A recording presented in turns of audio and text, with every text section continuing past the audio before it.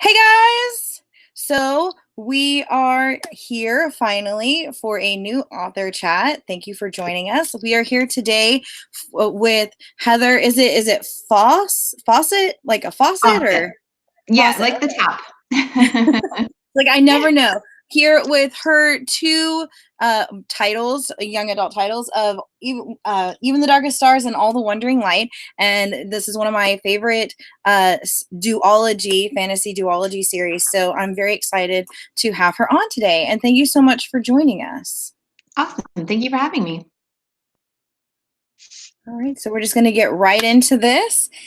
First off, let us know a little bit about you and your titles. And for those watching, if you would like to submit questions during the live show, you can do so on Twitter, Instagram, any of the places. Just toss it in the comments somewhere and tag me at Crossword Review, and I will find it. All right, so let us know a little bit about you and your titles. All right. Well, my name is, sorry, my cat. My name is Heather Fawcett, and I have two YA books out right now. As you mentioned, I have two more on the way. They're middle grade titles, both in the fantasy genre. And yeah, my first book I signed for my first book when I was 29, so I'm a relatively young author. And Even the Darkest Stars is a fantasy novel that's inspired by early 20th century expeditions to the Himalaya Mountains. So the characters are diverse. The story is set in the Himalayas, but a fantasy version of that. And at the core of the story is a sister relationship. So it's about two sisters leading rival expeditions to climb what is the deadliest mountain in the kingdom. And in the past, I've described it as about a mountaineering expedition with monsters, magic, and romance, which I think is a fairly good one-line summary. It is. That sounds really good. What inspired you to write this story? It was inspired mostly by my own interests, which I think as someone who gets asked, where does your inspiration come from by aspiring authors a lot, I really recommend like mining your own interests. So I've always had an interest in exploration. I've always had an interest in mountain climbing. I climb myself. I do bouldering. I don't do the extreme kind of stuff that Kansan gets up to, but yeah, so I mean, it really came from my interests and my passions. I was watching a documentary about the Himalayas once and about the history of exploration there. And I think the idea just kind of grew from that. I was like, well, wouldn't it be cool to have a mountaineering expedition in a fantasy world with magic? And that's where it all began. That's awesome. I can hear your cat's like, hey, Mommy, pay attention to me. Sorry about that. She's such a brat. Why did you decide to make your book a duology? Because in the world of YA, you usually get trilogies and really long series or standalones. Yeah, that's a fair question. So we pitched it to my editor as either a duology or a trilogy. We gave them that option. And at the time, I think that for me, I was leaning towards a duology, and so was my agent. It just fit the story more naturally. And I think that's important to kind of let the sort of this number of books organically fit the story. And yeah, my editor ended up agreeing with us, and so we went with the duology. It's a bit of an easier sell to editors, I will say, because it's just, trilogies can be a little bit dangerous because you always have the mushy middle book, and then you have three books you have to sell as opposed to two. So yeah, it just worked out better for everyone. Well, I definitely think that it worked. Thank you. Let's see. Did you have any input on the covers and the titles? Yeah, so the titles, I came up with both titles, and I was fortunate in that my editor liked both titles, which is common for editors to want to change an author's title. So we were on the same page there. The covers, I didn't have a ton of input into them. I did request some changes. I remember particularly for the first book, I think I requested more of a dramatic kind of mountain landscape, and that font was not what they originally recommended. It was a more plain font. So yeah, there was some input that I was able to give into the covers, but the titles were mine. So I actually really like how the font dips down for both of them down into the actual mountains. It yeah, really I makes like that too. the title is really a part of the actual landscape, which Yeah, doesn't happen very often. So I yeah, think I that like worked out really well with the scrolly type on the top and the bottom. So pretty. yeah, I agree. How did you come up with the magical system in the series? The magical system. Um, yeah, it's a good question. I don't recall specifically. I've always been interested in shamanism and in kind of like, I don't know, artifact-based magic. So like charms and talismans and things like that. One of my inspirations for the kinika, which are the bells that are used in this story, was actually from a Garth Nix book, Sabriel, as many of you have probably read. So yeah, there was some inspiration from other fantasy books, but basically I just went with what my passions were. I like having the physical objects involved in magic rather than just, someone saying an incantation. It's nice to have something physical to connect the magic system to sort of a tangible, something tangible in the world. Hmm. That makes sense. Why did you choose not to wrap every single point up in book two? Could there be another book set in this world down the line? Yeah, I've been asked that a few times. I would definitely be up for writing another book in this world. I actually have several ideas that I would be open to writing about, but it really is up to the publisher.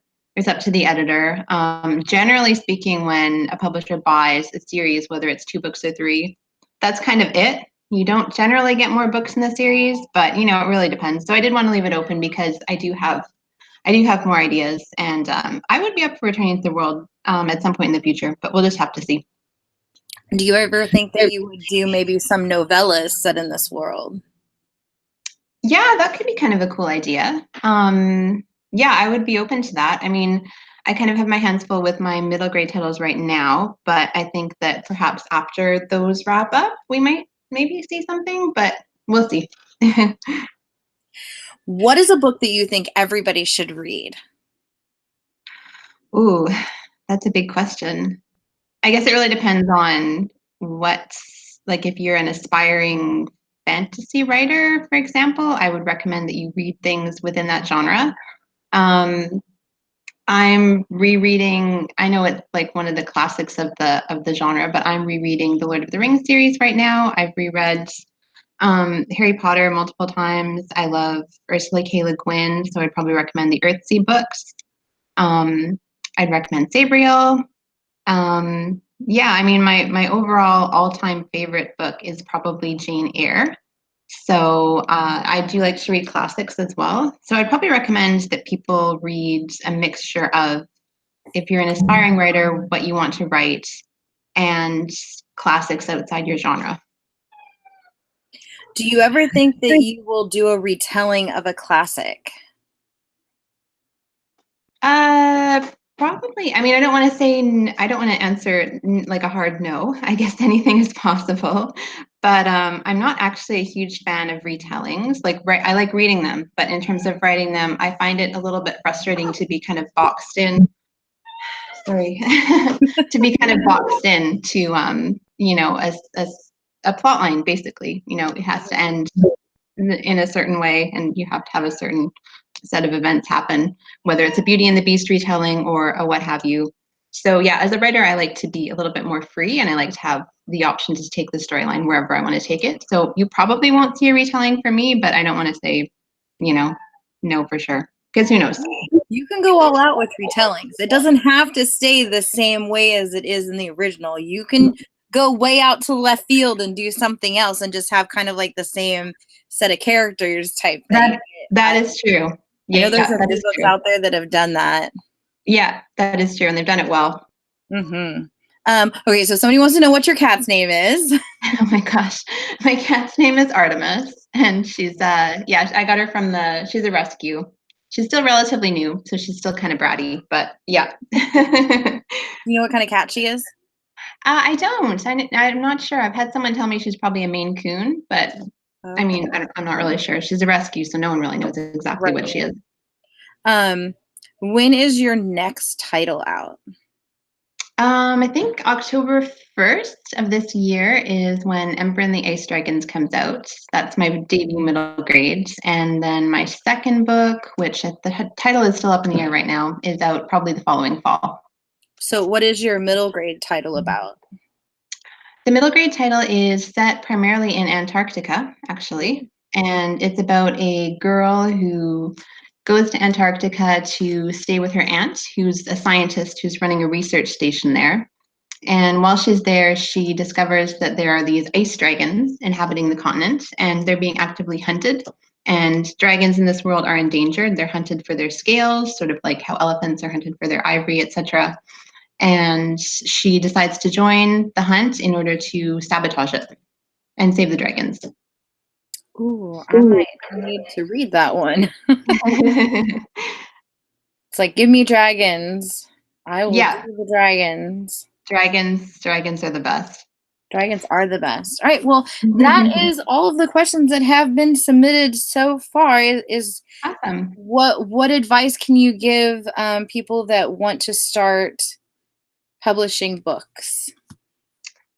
I would say probably the most important thing for me has been to read a lot. I know I've said this before, but read a lot in your genre. So you want to write YA science fiction, read all of the new YA science fiction books that you can get your hands on. Read some of the classics as well. I found that those can be quite inspiring, and those can really give you a sense of what the sort of the standards are nowadays in terms of what publishers are looking for and how they differ from, way back when. So yeah, reading is definitely important, and yeah, just write as much as you can. Like I wrote, I think 5 or 6 novels before I ended up getting Even the Darkest Stars published, and I think that's pretty common, and I think it's probably a good thing too. I mean, I'm a believer in the Malcolm Gladwell 10,000 hour rule. I do think that you need to put at least 10,000 hours into a skill in order to actually master it. So yeah, just write as much as you can. Don't be worried if your first attempts don't go anywhere, if you get stumped, if you don't finish a book. Just keep going with new ideas, and yeah, eventually you'll get there if you just keep working at it and if you love books enough. Mhm. Do you think you'll ever go back and go through the stories that you never had published and maybe rework them? I don't know, because they're pretty bad, in all honesty. I probably want them to stay hidden, but I have repurposed some ideas from early books. So that's one thing that to keep in mind. If you come up with a cool magic system or a really cool character in one of your early attempts, you can always reuse that later on. No one has to know that they came from an earlier book that is awful on every other level and isn't going to ever see the light of day. So yeah, I mean, it's not like it was wasted effort. You can Right. still. That would be kind of cool to be able to take elements from all your previous books that never went anywhere and kind of put them into a new story. That would be Yeah, it's good. Yeah. all right. Well, thank you so much for coming on. This was great. I hope you have a wonderful week, and thank you so much for coming on. Yeah, thank you so much for having me. It's been great. Guys, you can actually go onto the site, and for the rest of the month, you can enter to win these 2 copies that are signed by Heather. And yeah, so you can do that. And then I also have a mystery prize going on as well that somebody will be getting a little surprise packet, which has magical items in it because I am overran by crystals and stuff. So whoever wins that, I hope you guys enjoy it. And please join us on the 19th at 6 p.m. We will be having a kind of a night show, and that will be for Lori Forrest. She finally set down a date because she is done with her revisions of the 3rd book of the Black Witch Chronicles. And I am so excited to chat with her on the 19th at 6 p.m. EST. And this is one of the copies that you can win of the Rebel Mages. This is a bind up of the 2 novellas. And if you haven't read these, you definitely need to. Definitely a great series. One of my favorites. And I love how like all these covers kind of match each other, even though they're from different authors. So I hope to see you guys then. And I will talk to you guys later. Bye.